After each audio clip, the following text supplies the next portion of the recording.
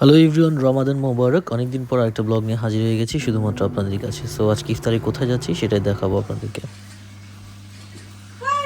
يا شافعي يا رسول الله بأمي وأبي فديتك سيدي صلاة وسلام عليك يا نبي حبيبي يا محمد أتيت بالسلام والهدى محمد حبيبي يا মরিচা হচ্ছে, chicken fry ভাজি হচ্ছে, অলরেডি অর্ধেক হয়ে গেছে। আলুর চপ রেডি করে রাখা হয়েছে, পেঁয়াজু, আচ্ছা, এগুলা প্রসেসিং হ্যাঁ? রোল, কিসের রোল এটা? Cheese roll. Oh my god. এটা ভাজা হবে আস্তে ধীরে। তারপরে বুট কই? বুট টেবিলে। এটা কি এটা? হালিম এখনো পাগার দি নাই, হালিম পাগার হবে। চিকেন ভুনা ভাতের সাথে খাওয়ার জন্য। হ্যাঁ, এখন আচ্ছা, আর এটা কি ছিল? ওহির এটা চিরা মাখানি। এটা ম্যাঙ্গো পাউডার হচ্ছে, একটু লাল লাল। এটা তুমি কি বানাচ্ছো?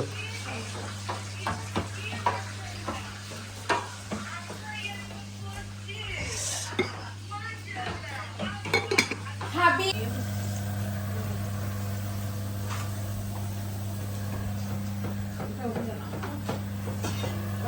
এই কর্নারে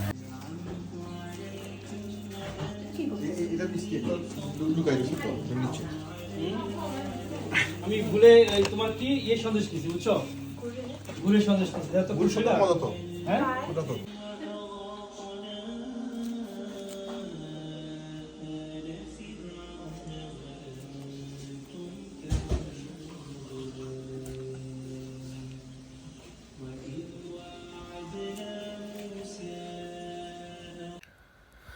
বেসিক্যালি আজ তানিয়ার পর জনি ভাইয়ের বাসায় আমাদের ইফতারের দাওয়াত ছিল। সো আমরা সবাই মিলে এসেছি, প্রতিবারের মতো এবারও এসেছি ইফতার করতে। আর ইফতারের আয়োজনে দেখতেই পাচ্ছেন অলরেডি অনেক অনেক বেশি কিছু আয়োজন ছিল, যেগুলো বলে বোঝাতে পারবো না। সবগুলো আইটেমই ছিল। তো সবাই আসলে খাওয়া নিয়ে এত বেশি ব্যস্ত। জনি ভাই সবাইকে আমাদের সবাইকে কি বলে ডিস্ট্রিবিউট করে দিচ্ছে অনেক সুন্দরভাবে। আর ট্রাস্ট মি, খাওয়াগুলো অনেক অনেক বেশি মজা ছিল। আলু চুপ, বেগুনি, বুট, চিকেন ফ্রাই এবং সাথে দই চিড়া, আবার আরও অনেক অনেক কিছু ছিল। সব কিছু মিলিয়ে আসলে পরিপূর্ণ একটা ইফতার ছিল। লাস্টে হচ্ছে গিয়ে ভাইয়া সবার জন্য আমাদের, যেটা বলে আমাদের ঐতিহ্য বাঙালিদের, এটা হচ্ছে বুট মাখা খাওয়াচ্ছে সবাইকে। ওনার নিজের হাতে উনি মাখিয়ে, ওটাও আসলে অনেক বেশি মজা ছিল। অনেক সরিষার তেল টেল অনেক কিছুতেই উনি মেক করেছে এটা। আর লাস্ট অফ অল আমার বোনের হাতে চা তো খেতেই হবে। চার পর আবার কী খাবো সেটাও দেখাচ্ছি আপনাদেরকে। আজকে যদি চা ভালো না হইছে, খবর আছে। তুমি কোন দোকানের চাওয়ালি? লালখান বাজার বাগগোনা মোড়ে। ওখানে কি চা বিক্রি করছিলা? হ্যাঁ, কত বছর? বহু বছর জন্মের পর থেকে চা বেচি। চাওয়ালি বেটি এখন লন্ডনে। হ্যাঁ,